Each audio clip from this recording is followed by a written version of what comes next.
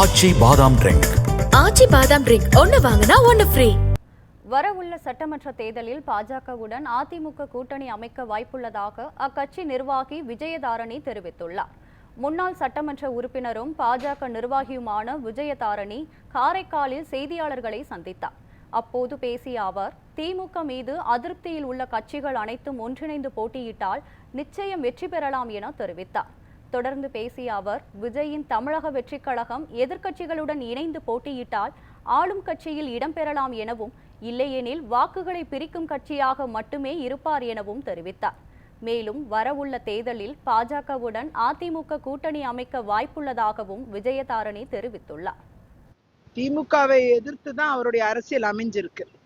அப்படி இருக்கும் பொழுது நேச்சுரலா எதிர்கூட்டணியில அவர் இடம்பெற்று இருந்தா நிச்சயமா அவருடைய எதிர்பார்ப்பு நிறைவேறும். அப்படி அவர் கூட்டணியில வரணுங்கிறது அவர் முடிவெடுத்தாருன்னா அது ஒரு நல்ல விஷயமா தான் நான் பார்க்கிறேன். அவர் எடுக்கக்கூடிய முடிவு அவருடைய கட்சி எந்த அளவுக்கு ஆட்சி செய்யக்கூடிய கூட்டணி கூட இருக்குமா அல்லது ஒரு ஓட்டு பிரிக்கிற கட்சியா இருக்குமாங்கிறது அவர் எடுக்கக்கூடிய முடிவுல தான் இருக்கு.